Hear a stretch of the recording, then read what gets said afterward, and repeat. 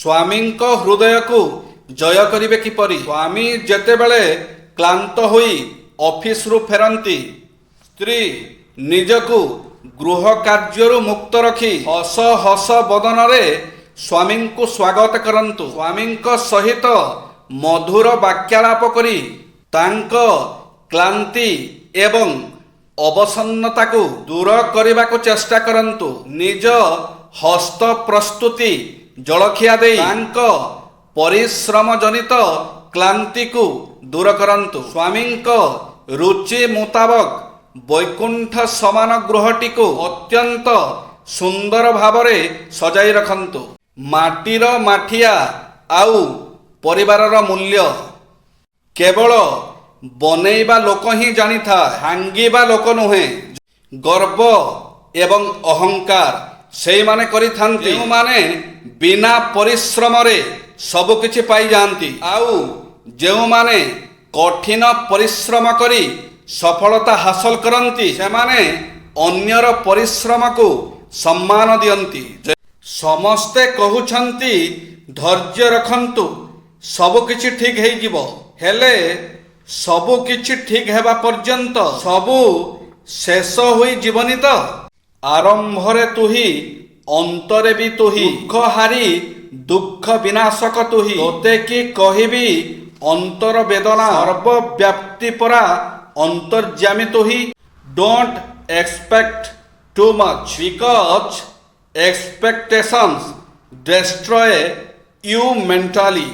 ବିଶ୍ୱାସ, ପ୍ରକୃତ ବିଶ୍ୱାସ ହେଉଛି ଯାହା ବିଚାର ବା ଯୁକ୍ତିକୁ ଅପେକ୍ଷା ନ କରି କୌଣସି ଧର୍ମ ଅତି ଆନୁଗତ୍ୟ ନଥାଇ ମଧ୍ୟ ସ୍ୱତଃସ୍ଫୂର୍ତ୍ତ ଜାଗରିତ ହୁଏ। ପ୍ରଥମେ ଶ୍ରଦ୍ଧା, ତାପରେ ନିଷ୍ଠା, ନିଶ୍ଚିତ ସ୍ଥିତି, ତାପରେ ବିଶ୍ୱାସ ବଢ଼ି ଚାଲିଲେ ଶେଷରେ ନିର୍ଭରତା ବଢ଼ି ଚାଲେ। ଏହି ନିର୍ଭର ଭାବ ସତ୍ୟ ଦିଗରେ ଅର୍ଥାତ୍ ସୃଷ୍ଟିକର୍ତ୍ତାଙ୍କ ଇଚ୍ଛା ସହିତ ସଂଯୋଗ ଲାଭ କରେ। ସତ୍ୟ ଅର୍ଥାତ୍ ଯାହା ଚିରନ୍ତନ ଓ ଅବଶ୍ୟ ଘଟିବ ଉପରେ ବିଶ୍ୱାସ ନ ରହିଲେ ମନରେ ଭୟ, ବିଷାଦ, ଦୁଶ୍ଚିନ୍ତା, ଅବସାଦ ଭାବ ଘେରି ରହେ। ଏହି ଉଦ୍ବେଗ ଆପଣଙ୍କୁ ଘେରି ରହିଲେ ଆପଣ ତିଳ ତିଳ କ୍ଷୟ ହେବେ।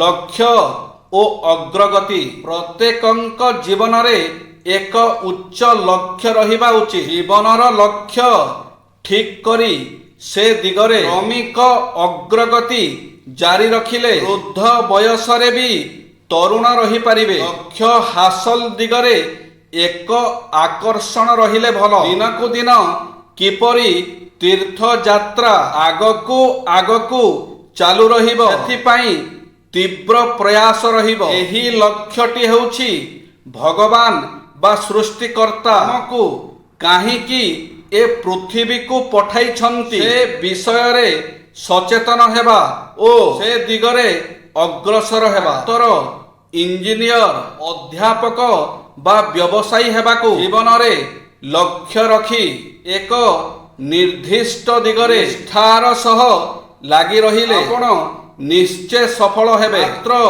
ଯଦି ଆପଣ ଗୋଟିଏ ଜୀବିକା ଚାକିରି ଗ୍ରହଣ କରିଛନ୍ତି ଏବଂ ସେଥିରେ ଆପଣଙ୍କର ଆଗ୍ରହ ବା ଇଚ୍ଛା ନାହିଁ, ହେଲେ ଆପଣ ଗତାନୁଗତିକତା ଭାବରେ ସମୟ ବିତାଇବେ ଓ ସାଧାରଣ ଭାବେ ଗତି କରିବେ। ନିର୍ଦ୍ଦିଷ୍ଟ ଲକ୍ଷ୍ୟରେ ପ୍ରବଳ ଇଚ୍ଛା ଶକ୍ତି ଓ ଉତ୍ସାହ ନ ରହିଲେ ତାହା ବିଫଳତା ସଙ୍ଗେ ସମାନ ଓ ଆପଣ ହତାଶାରେ ବୃଦ୍ଧ ହୋଇଯିବେ। ଆପଣଙ୍କୁ କାହାକୁ କିଛି କଟୁ କଥା କହିବାର ଥିଲେ ପ୍ରଥମେ ତା ବିଷୟରେ କିଛି ମିଠା କଥା ଅବଶ୍ୟ କୁହନ୍ତୁ। ଯଦି ଆପଣଙ୍କୁ କାହାକୁ ତାଗିଦ କରିବାକୁ ଥାଏ ତେବେ ତାକୁ ପ୍ରଥମେ କିଛି ପ୍ରଶଂସା କରି ତାପରେ ତାଗିଦ କରନ୍ତୁ। ହେଲେ ସେ ଆପଣଙ୍କ କଟୁ ମନ୍ତବ୍ୟକୁ ହଜମ କରିପାରିବ। ଯଦି ଆପଣ ଏହି ଉପାୟ ଅବଲମ୍ବନ କରିବେ ତେବେ ପାଇବେ ଯେ ଲୋକମାନେ ଆପଣଙ୍କ ସହିତ କେତେ ସୁନ୍ଦର ଭାବରେ ମିଶୁଛନ୍ତି। ସେମାନେ ଆପଣଙ୍କୁ ସବୁ ଦିଗରୁ ପସନ୍ଦ କରିବେ। ଦରକାର ପଡ଼ିଲେ ଆପଣଙ୍କ ପାଇଁ ଜୀବନ ଦେବା ପାଇଁ ପଛାଇବେ ନାହିଁ।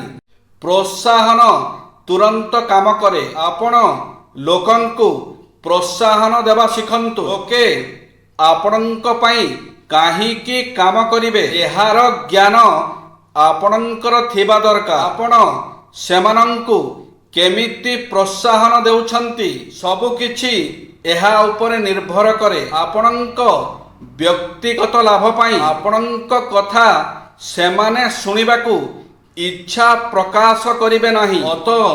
ସେମାନଙ୍କୁ କି ଲାଭ ମିଳିବ ତାହା ସେମାନଙ୍କୁ ଭଲ ଭାବରେ ବୁଝାଇ ଦିଅନ୍ତୁ।